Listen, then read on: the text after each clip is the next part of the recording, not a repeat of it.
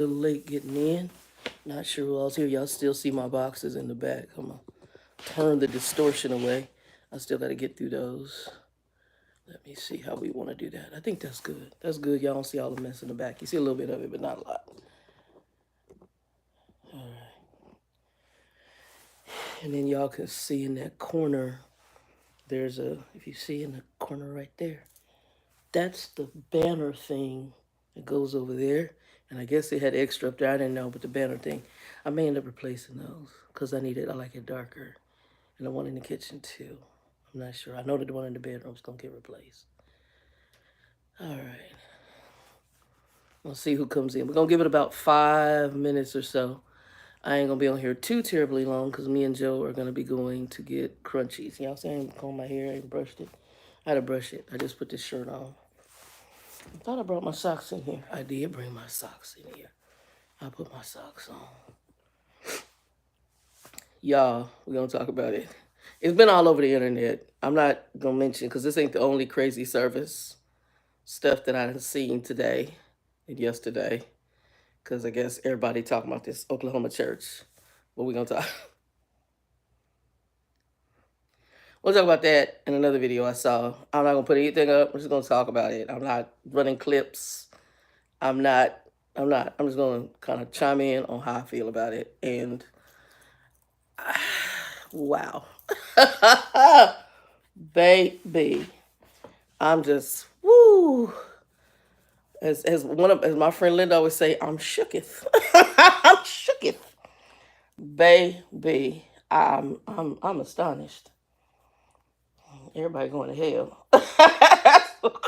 I done seen too much today, and I'm going to get a cheese crisp with the Joe. We have a restaurant we go to here in Arizona called Arriba's, and they're a Mexican restaurant. And allergies are going. We put on me and Joe go. We usually get they do Hatch chilies, and they get some really good Hatch chilies, and they be hot. So you can get a Hatch chili cheese crisp. They put a bunch of Hatch chilies all around it, and then they put lettuce, tomato in the middle. We spread it all over. But they give you bottomless chips, salsa, and bean dip. So we always do that. And normally $20 and $10 a piece. And we sit there, and that's what we eat, and just chill out and talk about life.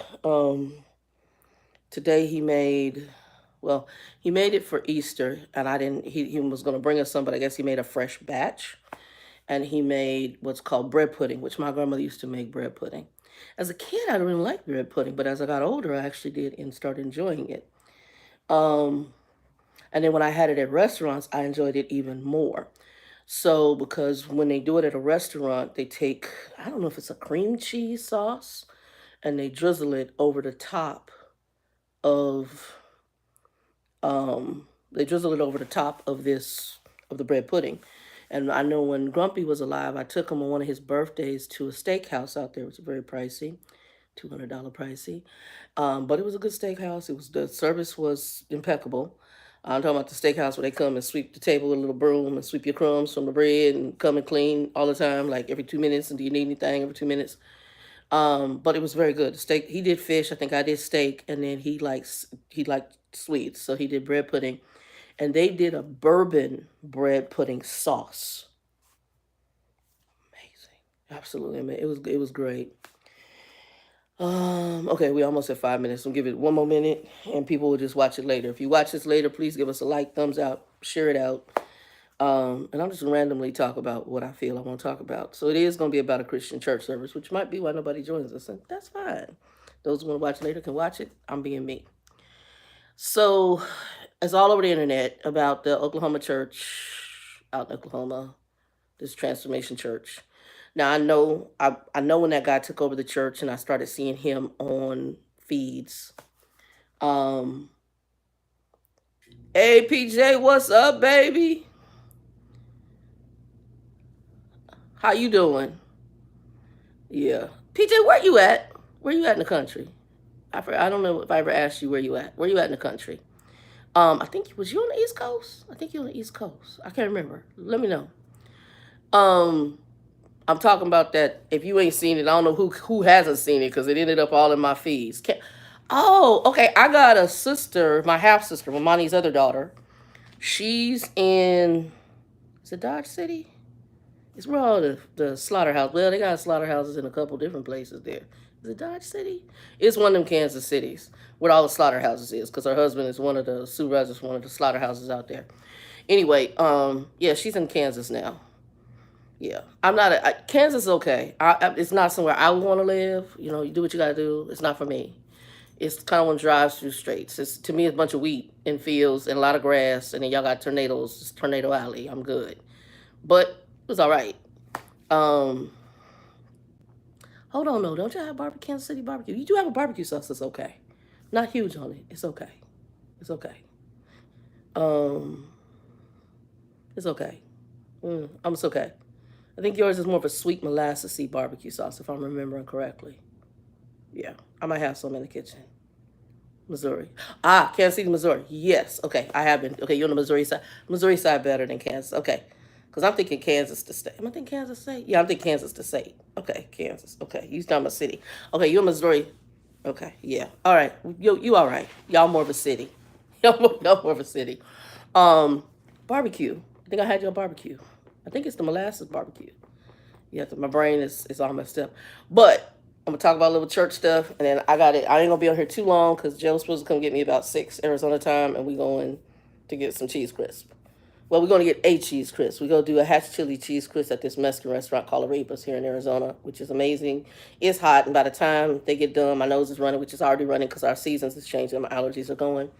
I still gotta brush the fuzz I got. Haven't done that, and I'm gonna put on my other sock. I haven't done my other sock. I'll put that on later because I have to fight with the other leg because it swells.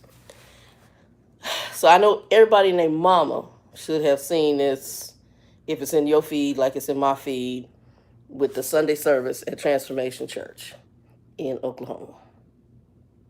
I think it's Tulsa. I don't know. I watched this brother before. I watched him kind of when I think he was first coming into ministry. He was a little heavier, and then he lost his weight. I did not know his background. I'm gradually finding pieces of his background out. I guess he had worked in the music industry for a while and done stuff. He's into the artistry, and obviously, like a lot of people, especially people of color, and his age group, they're into the hip hop and the rap that's not rap like what we grew up in. Because to me, the rap today is horrible. Um, a lot of them don't have any good skill sets, very few. I think the only one that I've liked so far, of if I'm listening to new rap and I don't listen to secular as much, and if I do, it's going to be old school secular music. But doesn't Toby and Wege? That's about the only one that I like because to me he's gifted. I actually he flows. He can rap. He's got skills. He has a very unique style, and that was the thing in our day. I think that made rap interesting.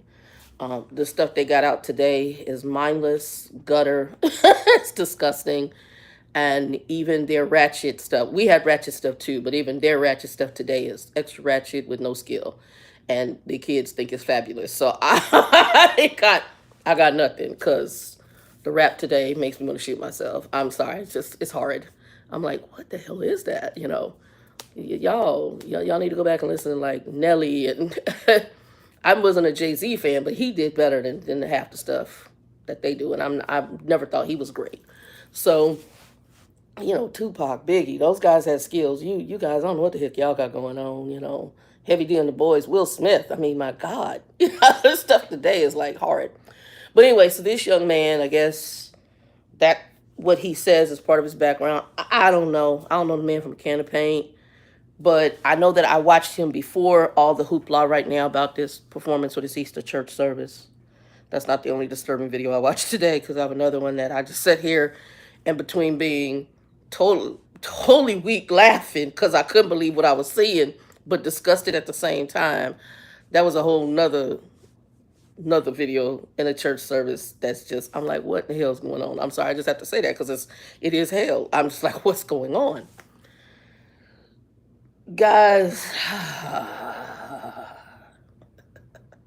woo.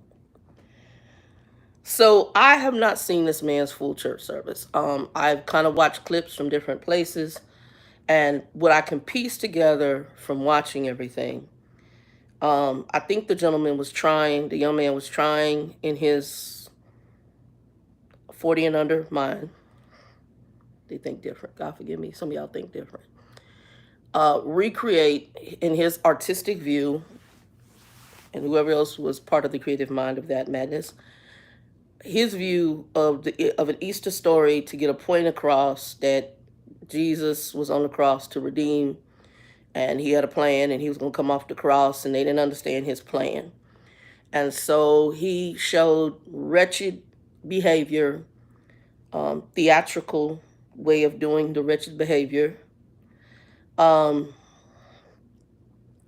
to demonstrate, I guess, hell and possibly lifestyles that were hellish.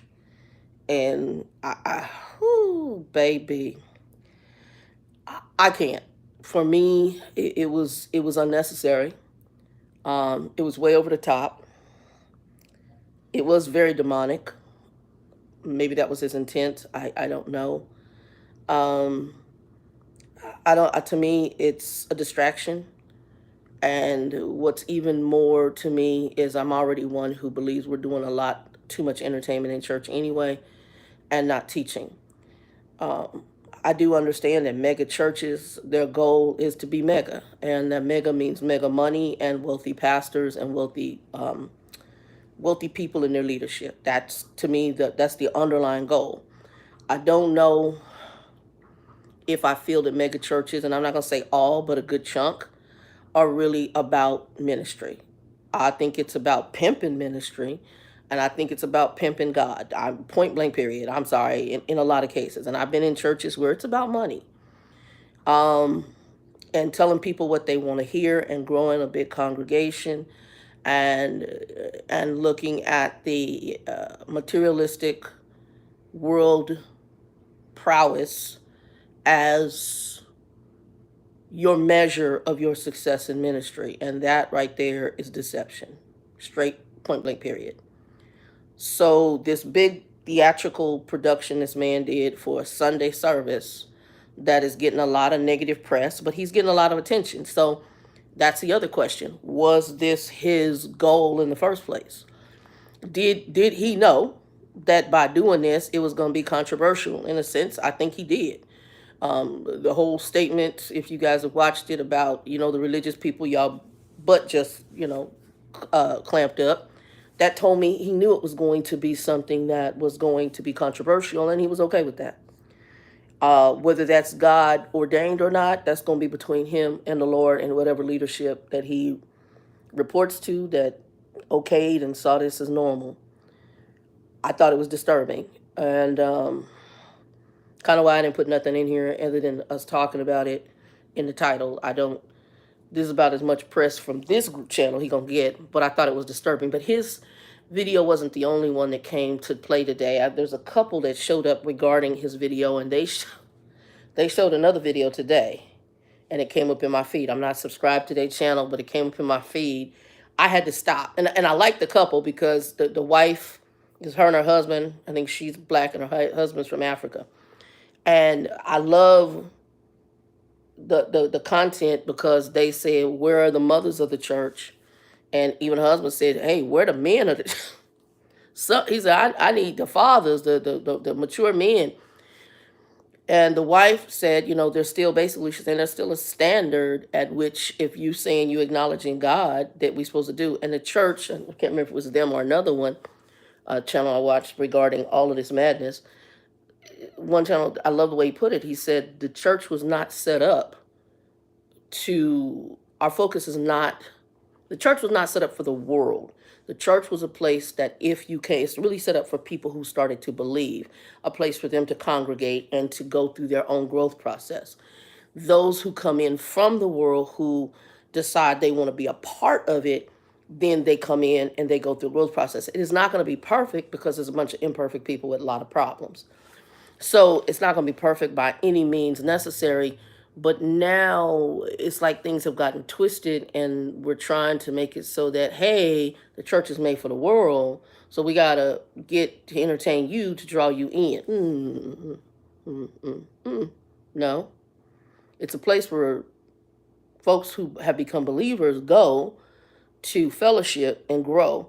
And then you bring people who are curious and who maybe God may be pricking at them to wake up. If they receive it, they do. And if they don't, the Bible is very clear. You shake the dust and move on. It is not for us to convince you to be saved. It's basically you either receive the message or you don't. And if you don't, you just move on. It's not to beat somebody over the head with it. It's receive it, don't receive it. If they want to hear it, they hear it, they don't. What this young man did with this Easter production is very obviously he's trying to reach. I don't know who the hell he was trying to reach. It was maddening that he's trying to, I think, get the attention of the world. And he did a very good job because it was madness. And it was disturbing. In my opinion, it was disturbing. And it's not something that me personally, I would have left. Because to me, it was just disturbing. Um, it was, I don't even know why you need to do the Easter play. It's Easter. I'm sorry. I'm sorry. And I guess because I sit and talk to people from the 40 under crew at my job yesterday, helping people with health insurance stuff. And it's disturbing. It's just disturbing. And the problem is that my generation is really at fault because a lot of folks 40 and under weren't reared. You guys just weren't raised. And the newer generation of the 40 and unders who have killed, they're even worse because they give them a cell phone or a tablet, and that's their babysitters. They don't speak to their kids. They don't interact with their kids. They don't freaking know their kids. That's why a child that's a baby can go into a school and shoot up a school because your mama and daddy do not know you. And if you have a daddy in the household, they don't know who you are. And they don't really care. They had you, they feed you, you go in and out, you take care of yourself, and they don't really want to be bothered. They're too busy on their cell phones. They give you a cell phone and a video game, they put you in front of it, and they have no idea who you are. Older than me, I remember listening to older women, like grandparents, and I remember my grandmother could tell, they could look at your hand and know if you was pregnant. I would listen to them talk about it. So when it came to a generation of people who daughters is walking in the house and they don't know they pregnant, no, the older generation, they could look at your hand. They're like, something's wrong. What's going on? You wasn't gonna be 6, 9 months pregnant and then all of a sudden bust out, oh, I'm gonna have a baby. So because people stopped knowing their kids, and so you just and I was one of those kids. I started growing up. My mother started doing it. We originally, when I was growing up, we sat at a dinner table and ate, but later on, I like watching heart surgeries. Hey Tanya, what's up, Tanya? Later on, I started going, my mom, I would want to be a doctor, so I'd watch PBS Heart Surgery. She said, I'm not going to watch that. Go in your room and watch it. So I had a TV in my room. So it started kind of with my generation, but then it just went straight downhill to hell when cell phones and tablets and computers came up. And then when they had video games that hooked to TVs, everybody got a TV in their room. The kids go in the room, and you just didn't want to bother with your children anyway. You didn't want to know who they are. You didn't care. You didn't really want to have them. You just had them because you screwed around. I mean, I'm keeping it 100. And now we got a bunch of people we don't know. And then we have a mindset that is just straight madness. And now these people are grown. And now we have people who are grown who've been given maybe leadership in churches and spiritual organizations such as a church. And they doing all sorts of madness that ain't even, I don't even know if that was biblical. Because like I said, have I seen the whole thing? No, I'm only going to speak on what I saw. I'm going to speak on what I'm piecing together. And all I can tell you is just the brief pieces I saw were disturbing. And even if your point of this play was to point people to Jesus, it was a disturbing way to do it. it was way disturbing. And like I said, I cannot. And I think we're getting too far away from the gospel anyway, where we're doing all this theatrical. It's like church's entertainment, opposed to people really getting anything. I remember a friend of mine was like, girl, how was church? Girl, it was good. We had good service today. I got my shout on, my dance on. What was the message? Couldn't remember nothing. The music was good. Whatever the message was hyped. But by the time they got out the church, they forgot. It was emotional high. They got the emotional high and it was done. It's like having a cocktail afterwards, and oh, girl, yeah, we had a party. I drank some drinks and I danced and blah. Okay, what was the party theme? What was going on? Whose party was it? I was invited. I think it was somebody's birthday party. I don't know. They didn't care. That's not what they're for. They was there for their good time. So the purpose of why some people are going to church has been diminished. And whatever took place in this Oklahoma church, and y'all, like I said, y'all can go look at the transformation, Michael Todd drama. It's all over the internet right now. That was disturbing. But this is the one reason I did this today. On top of it, because I saw the Michael Todd thing a couple days back, and I've seen, and there's been videos all for the past since this whole Easter Sunday to current. Y'all, so the same little black couple, they were talking today. So they talked about the Michael Todd thing, and then they showed another church service today. No lie, I'm not even gonna put it up here because I said I don't even know who church it was. I don't know how they got the video. I'm good because I sat here and had to put it back, play it about 4 times because I was like, I sent it to. I said, "Girl, you got to see this, Linda." I'm as Linda say, I'm shooketh. I'm shooketh. The pastor's wife, like she was directing the choir, she's in a bodysuit where I can see the outline of her drawers, have her leg gap open and twerks all the way down and back up again, directing the choir in a service.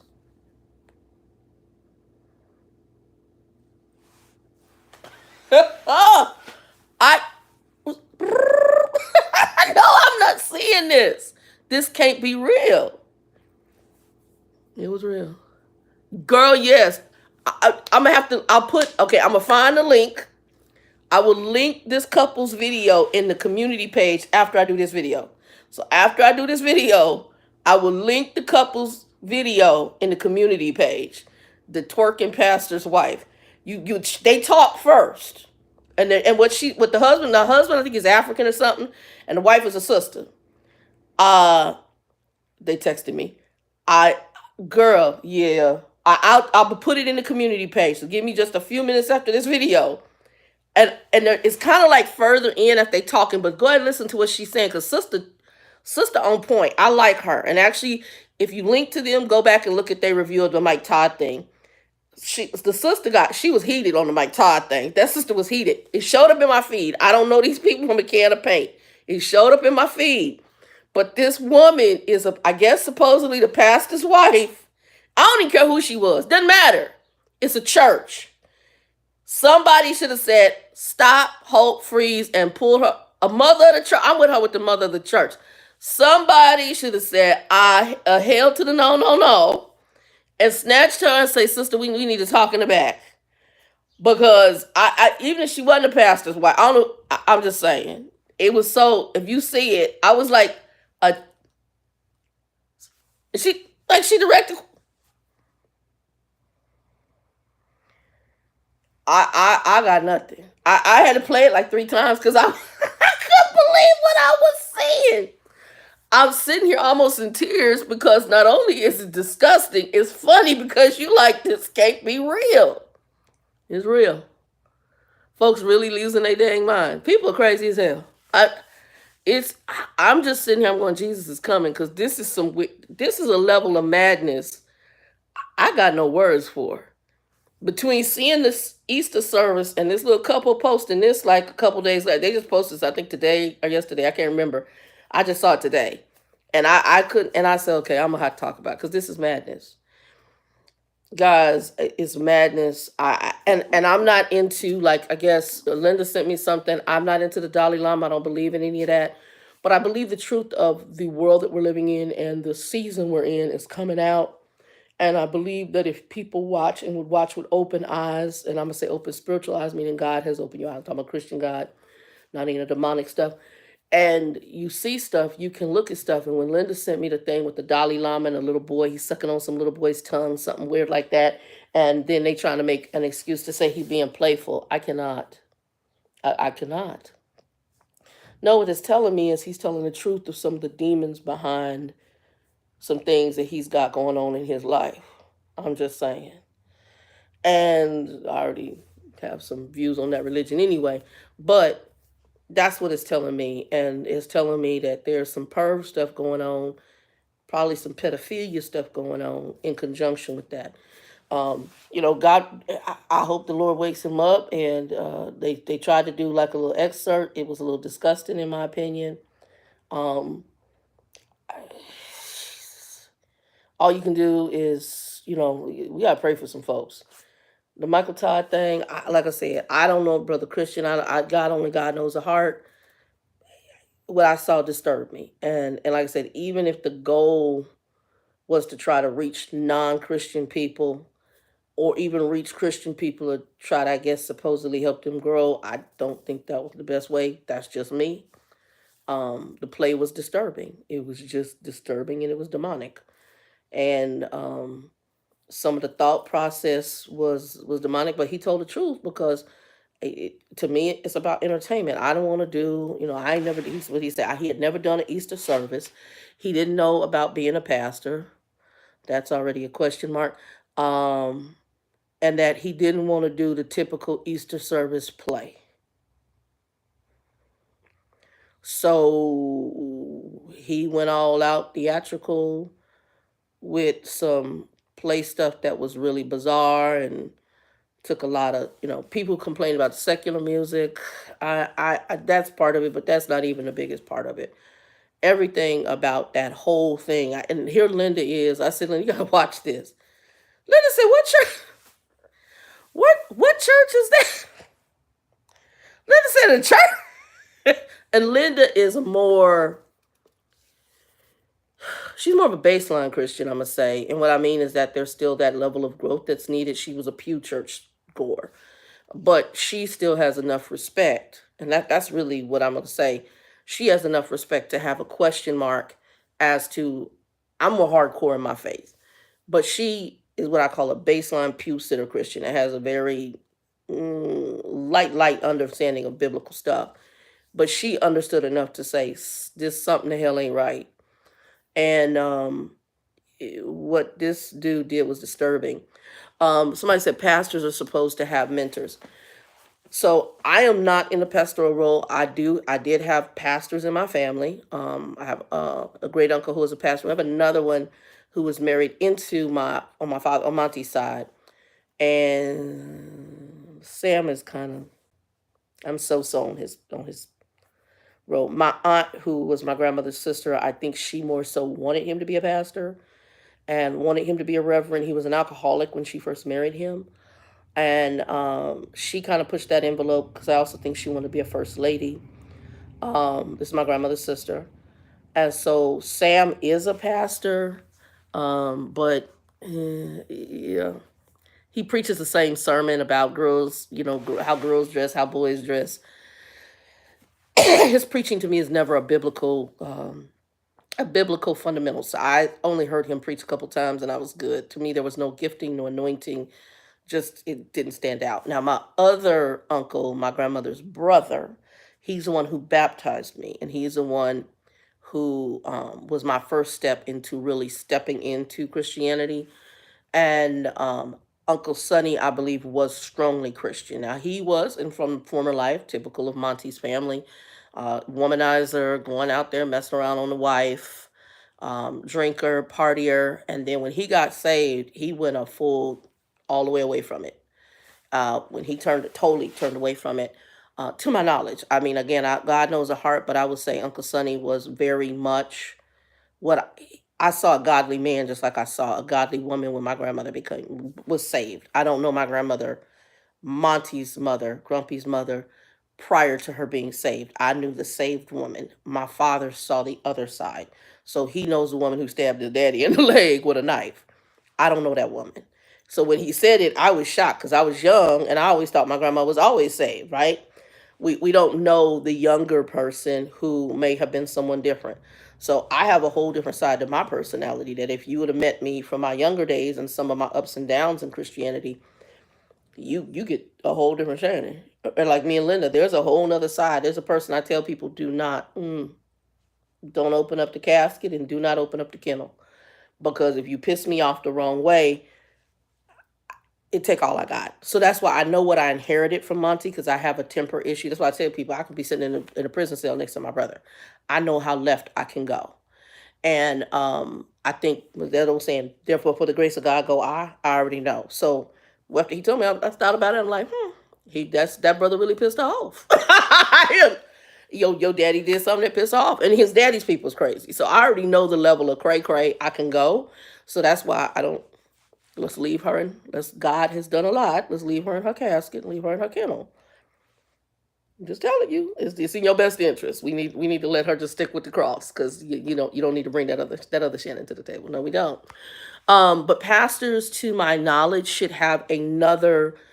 From what I understand of pastorship, they should have another person that they report to, and they should have, like you said, mentors. Yes, they should have a pastor they report to. Now, what I'm hearing, again, I don't know, on this whole Transformation Church thing, they said that whoever his bishop is, which would be, I guess, who he reports to, I think they're a non-denominational church. So non-denominationals are not as, so they're very, I've gone to non-denominational churches, and I consider the ministry I do a non-denominational ministry, meaning that I don't go under the guise of doctrinal books that some people put together that may or may not be biblically found. Some of them have doctrinal books of guidelines and rules that they put together for the churches.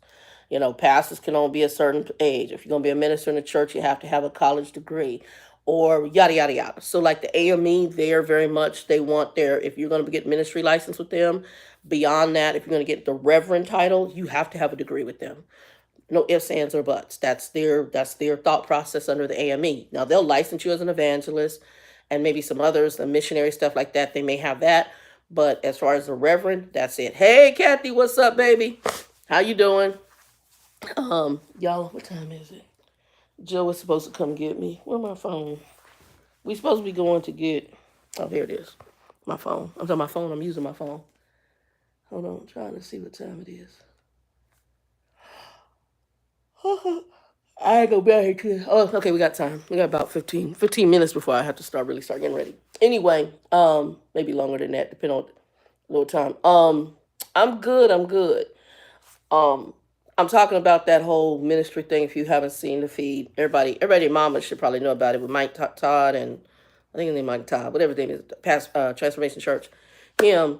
And then I saw this couple put on another video, the same one they did one of the reviews about the whole Easter Sunday service, and then the wife twerking, directing the choir, whatever the heck. I couldn't. I kept going back because I couldn't stop. I couldn't even finish watching the rest of it. And they were just doing a clip of it, but I had to stop because I sat here and I was laughing so hard I was in tears. And then I sent it to Linda and I said, "You got to watch this." Kathy, I got nothing. One of my biggest pet peeves right now with churches, and like people have been inviting me, but I do a little side ministry on the side, plus I'm going to school, and I just don't have the time. So I've been doing my side stuff on the side as far as ministry, because I'm already licensed. And not saying you shouldn't, but some people have been trying to get me to come to different churches. I have my play niece, she's trying to get me to come to her church. Now, I've seen her pastor and I've gone to the church. And I went to that church prior to COVID years ago, when they were not too far from where I live now. But when the Trump administration was in play, he was a heavy Trumper. And he was heavy into a lot of the political and conspiracy stuff. And to me, I really was kind of turned off, because I don't want to go to a church and you preach politics to me. I don't want that. I want you to crack a Bible. I need to see you open this book. That's just one of my new ones. I need to see you open this book. That's what I need you to do. I need you to open it. I need you to read. I need you to expound on what God may have given you. Yeah, that's correct. And I need you to do that. If you can't do that, I'm sorry. I don't want to hear the rest. It's all of a sudden it's shut out. The sermon that when he was here, he did preach a sermon. When I went and see him in person, it was decent. But I never really went back. It wasn't something about the church it wasn't for me. It was a non-denominational church. So getting to the point, when you go to church, the pastor should be reporting to another minister. In mainline denominations, such as your Baptists, your Assembly of God, your Pentecostals, your Kojics, they do have a leadership hierarchy. And in that hierarchy, there are people they report to. So if there is correction needed, there is people who correct. So whether it's AME, whether it's the Baptist, those types of mainline denominations do have a kind of a, it's almost a political structure. They really do. It's almost like you have the, in Washington, you've got the House, the Senate, you got Congress, you've got all these branches that are supposed to balance each other out. And if corrections or any kind of anything needs to, somebody needs to step in, it's there. Now, as we know and we saw with the Trump administration, you can have that, but then if you've got a bunch of people who are crazy too, they may allow crazy. Okay, I'm just saying. So you do have that in churches as well. Correct. A lot of it, very, very much like the Catholic Church has a, they have their own hierarchical section, like kind of like that, like a very political structure.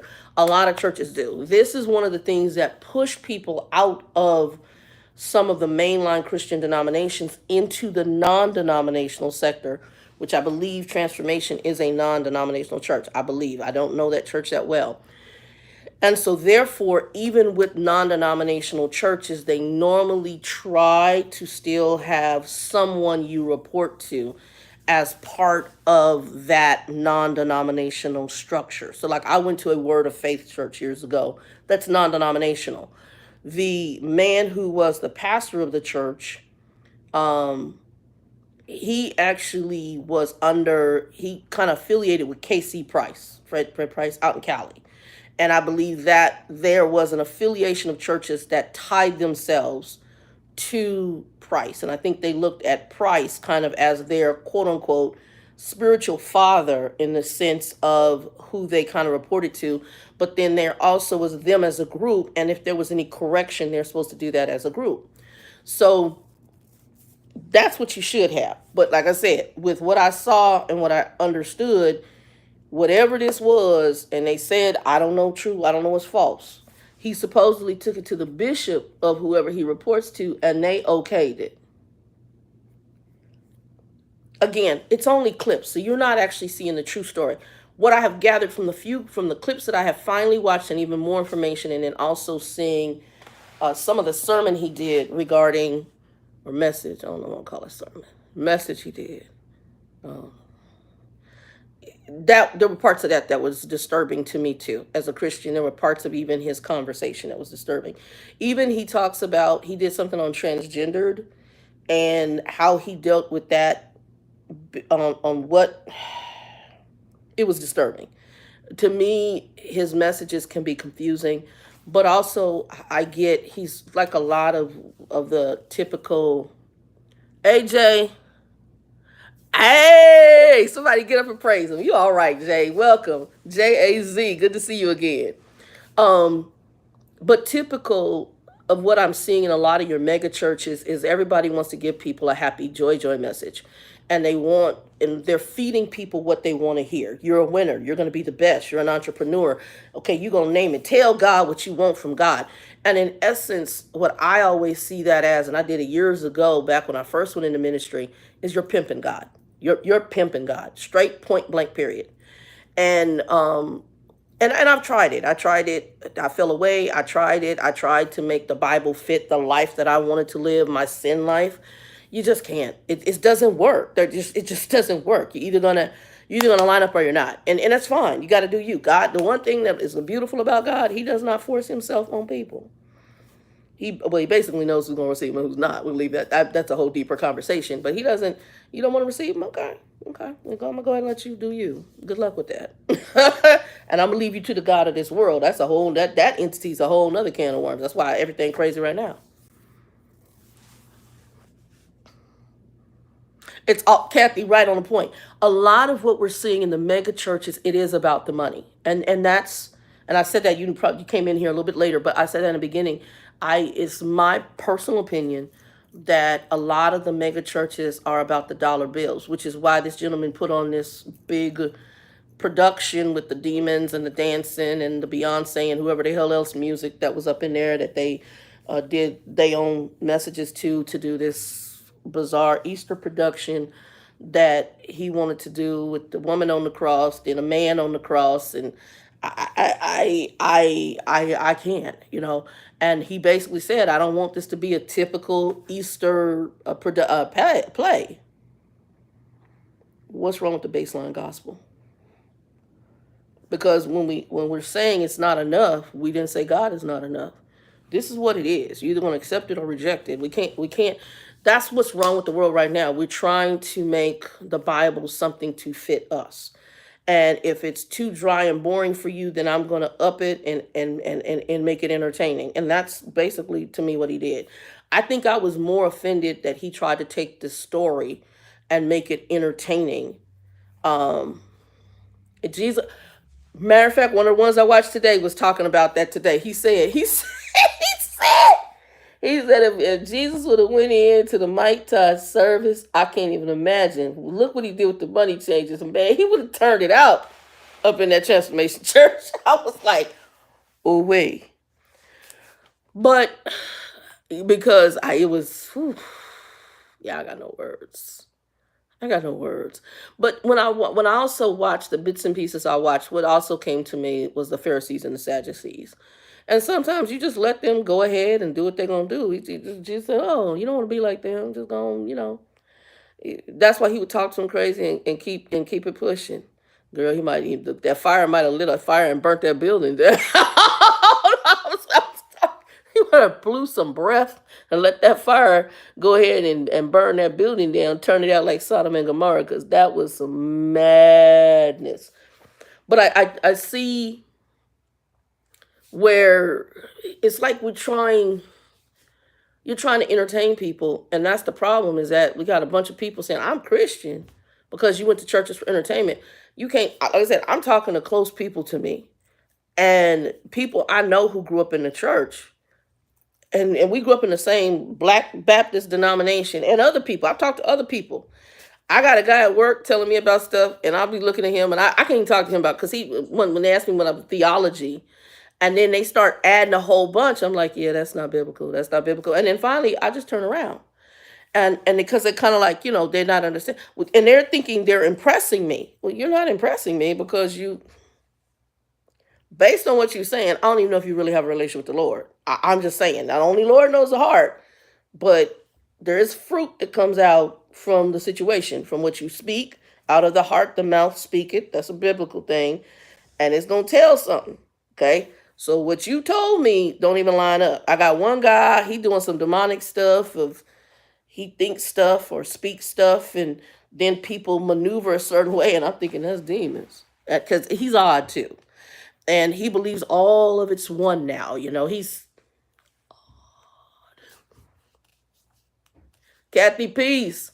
So he's odd, and but people, like I said, people want, where the world is today, they want this book to fit them. That's why you got a lot of people. Here's something that's getting me, okay? And it really just bothers me. So back when I was in my active lifestyle and gay lifestyle, I didn't go to a Christian group and say, oh, I need you to make me a cake. And I found it interesting that you have people that I'm going to force you to think like I do. I'm going to force you to do what I want you to do. Why? Why? So I'm going to meet me and two guys, we're gay, and we're going to go to a Christian bakery and tell you we want a cake bake. Oh, you won't bake the cake because we're gay, so now we're going to take you to the Supreme Court. Why? There's thousands of freaking bakeries. So your goal all along was to go and try to force somebody in their religious view to change it. Why? He ain't disturbing you. That brother is not bothered with you. He's baking his cake. And maybe he has a select client base. Okay. It's like barbecue. If you don't, I'm going to come into your restaurant. Well, I want you to do this. Okay. So I don't want you just to make barbecue. I want you to make Italian food too. And I want you to, guys, we got to stop. And we're justifying it. And we're saying, oh, no, they're bullying. So I had somebody, Story time. So I knew a person in a corporation. I'm gonna leave that there. And I guess she wanted to go into leadership. So initially she left the company because her thought process was they told her, no, you won't ever be a supervisor at this company because you don't come to work. That would be a good reason for them to tell you not to be a supervisor. Well, blah blah blah, and I take time and blah blah blah, and but they were bullying me. You don't come to work. You have attendance issues. People know that if you're going to be leadership, you got to be there to lead. But you want it your way, so you want to be able to come and go as you please, but have the supervisor title. And if they don't do what you want you to want, if they don't do it the way you want, they're bullying you.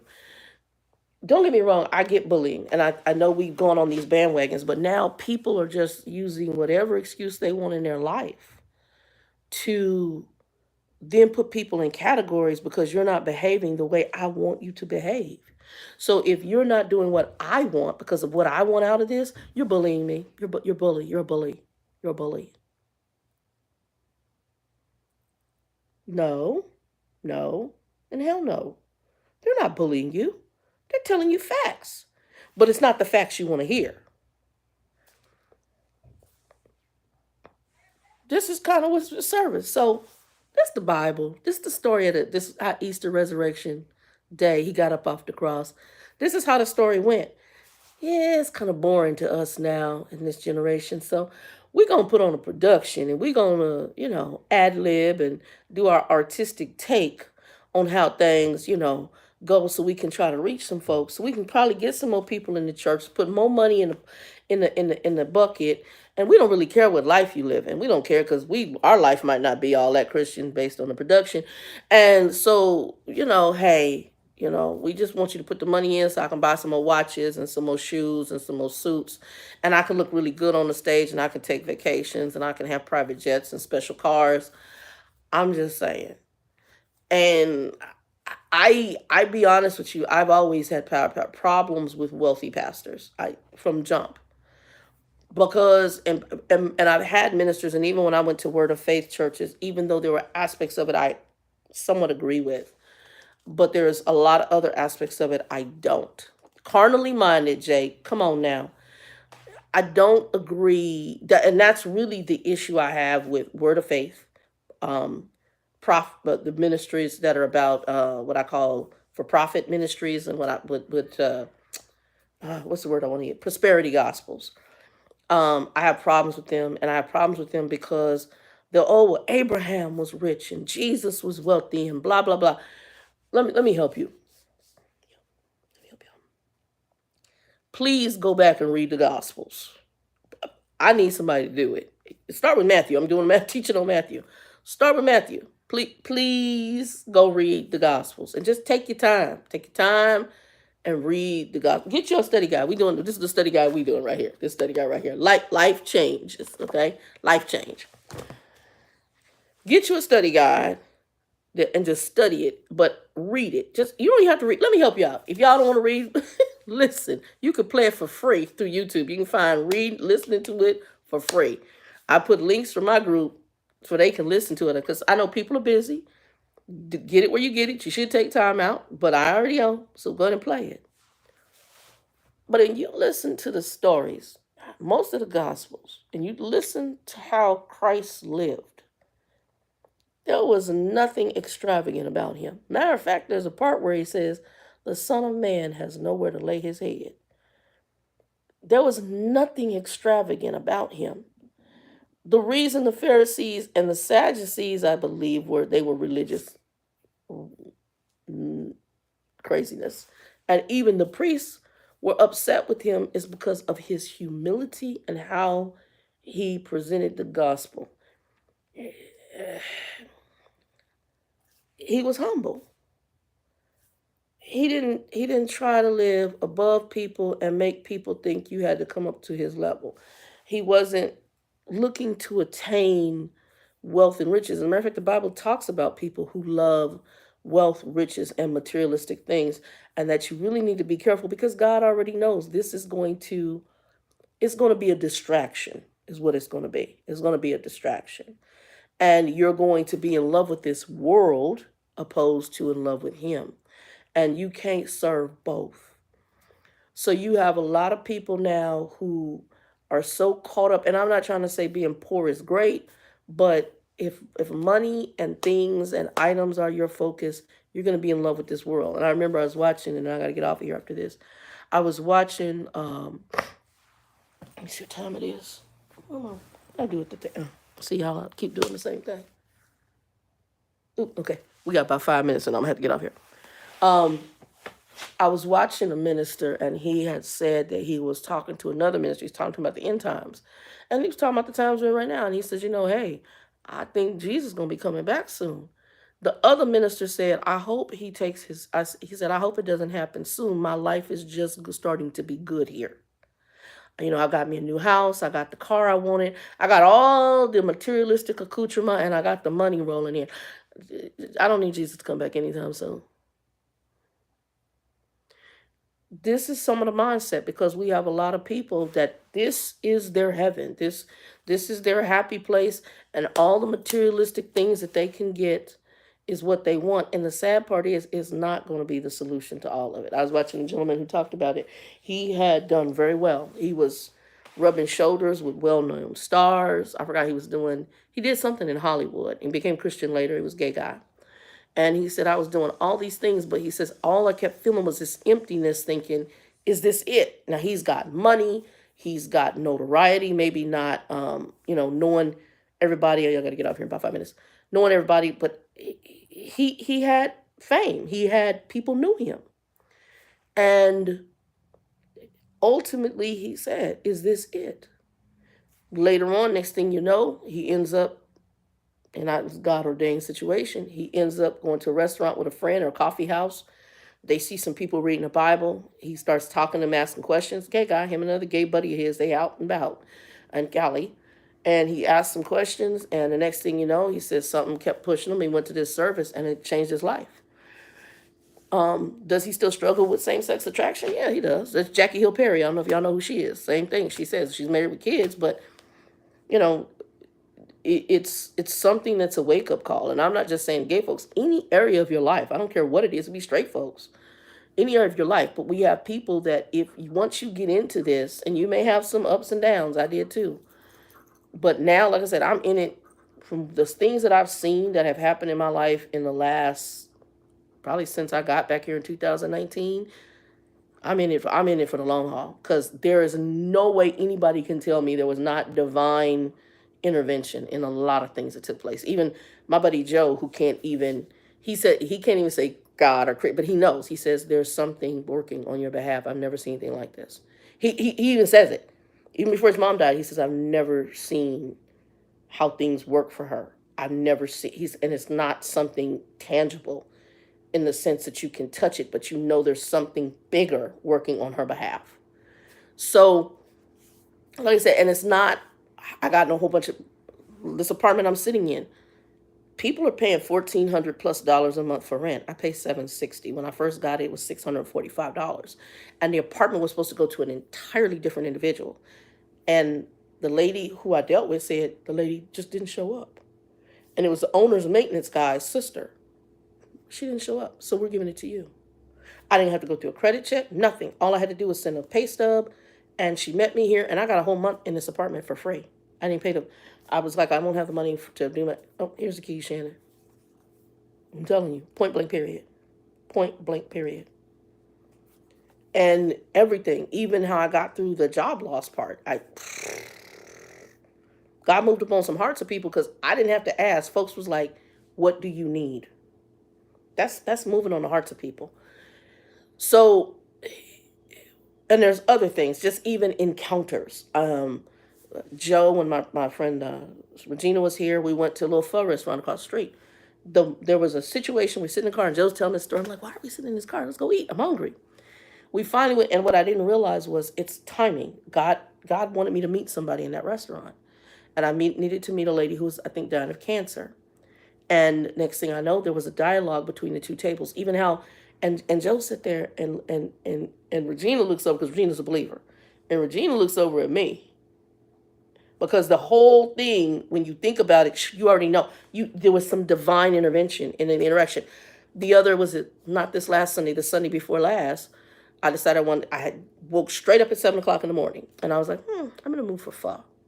Now I have a pho restaurant I used to go to, my favorite one, but the broth had been off, and I was like, well, they're open the earliest. I'm just gonna go, and I'll just have to doctor it if it's off. So I went and got the pho, and that delayed my day, and I needed to go to the grocery store. Well, when I went to the grocery store, I didn't have a lot to get, just a few things. So I was going to go to the express checkout, where you self-checkout. Originally, as I'm going, all the lines for the cashier registers are packed. I mean, they're long. And it's like this is the week before Easter. Yeah, it's the week before Easter. Is it the week before Easter? I think so. So I'm pushing my basket, and as I get to the express lane, the lines in the express lane are long. What the heck is going on? That's weird. But there's one cashier between the express lane and the other cashiers. There's only 2 people in her line. This is weird. As I get up to the register, I'm the third one in the line. What I don't know is the lady behind the register is Christian, cashier. And there's a dialogue that needs to happen between me and her. And between that, and the whole time me and her are talking about the Lord and some other things, no one gets in this line. All the other lines are long. Nobody comes over to her obviously open cash register. Me and this woman talk for about 15, maybe 20 minutes about the Lord and me just speaking. Like I said, there's some divine things that happen. Joe and I went to a restaurant, and he says, sometimes around you when this happens, it gives him goosebumps. We're at a restaurant, and I had put in a reservation. It was one of those Brazilian restaurants. And I can't remember, I forgot, it was like a holiday or something too. I can't remember, but it was a holiday. Anyways, it was about a year ago. And we're at this restaurant, it's in Scottsdale, and you have to do reservations. So I did 2 reservations because Joe's time was kind of funky, and I wasn't sure what time he was going to get here. So I did one later reservation and one when I estimated that we would get there. So I did about, I think, half an hour to an hour difference. We got to the restaurant, we go to check in for our reservation, and we're sitting out there waiting. A couple, no, hold on. Did we check in yet? No, we're waiting. I think we're waiting to do our check-in. I don't think they were quite open because we came, I think, during the lunch hour. There was a couple that came up, and they were sitting there. We're just talking to them. So then they called up and they said, hey, guys, if you need to do if you have reservations, you need to check in, come on up here. They set an outdoor podium up. So they were ahead of us. Of whatever reason, they went ahead of us in the line. And the lady said, she said, do you have a reservation? The lady said, no, they had just flown in. They had just gotten back from somebody they had buried, a family member, and it was the wife's birthday. So they just got off the plane. The husband says, you know what, we've been through this, buried so-and-so. Let's go celebrate your birthday. Black couple. And so they were ahead of us, and I'm ear hustling. I hear it, and I don't mean to be listening, but it's a very obvious conversation. And the lady said, well, you might have like a several-hour wait because we've got people with reservations. So I looked at them because we were talking to them, and me and the husband started talking about church and ministry and all sorts of stuff. And they were telling me about business, and I had one of my watches on at the time, one of my Invictas, and he liked my watch and so forth, and we were talking about that. And the wife,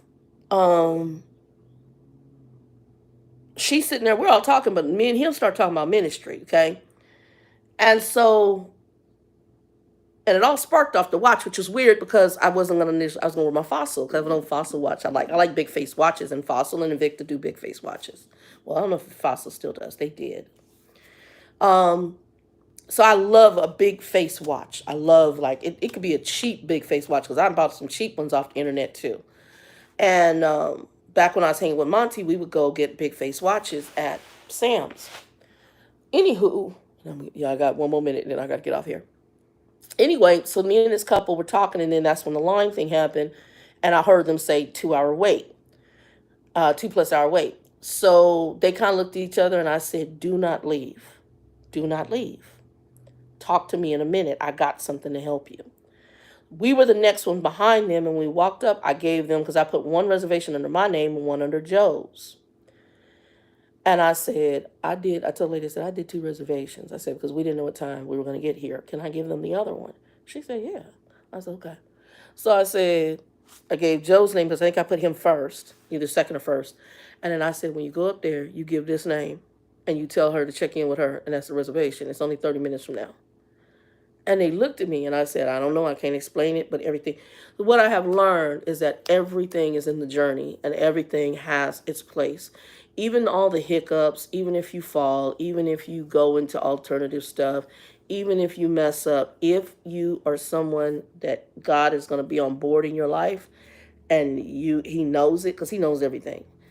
And you end up accepting him, he's all in the details. He's in the details whether you mess up or not. And I always tell people, you don't believe me, go look at David. Or I say go talk to David means go read it. Go talk to Joseph, go read it. Go talk to Job, go read it. Go talk to Jonah, go read it. Go talk to Moses, go read it. He's in the details. And somewhere he is going to show up even in your mess ups. Because he knows we mess up.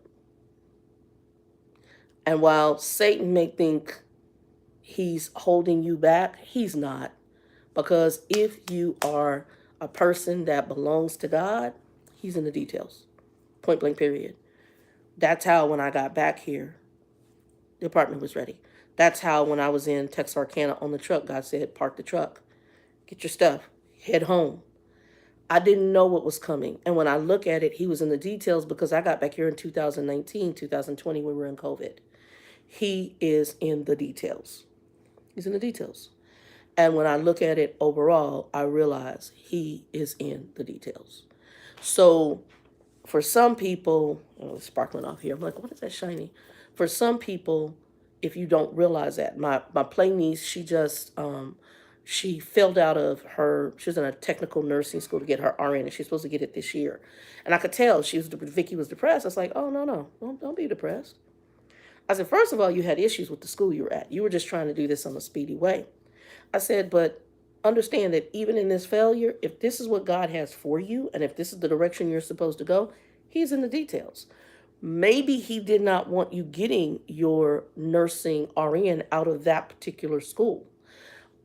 Or maybe there's a reason there's a delay in you getting it. Whatever it is, he's in the details. And trust me, you're going to look back and go, oh, that's what that was about.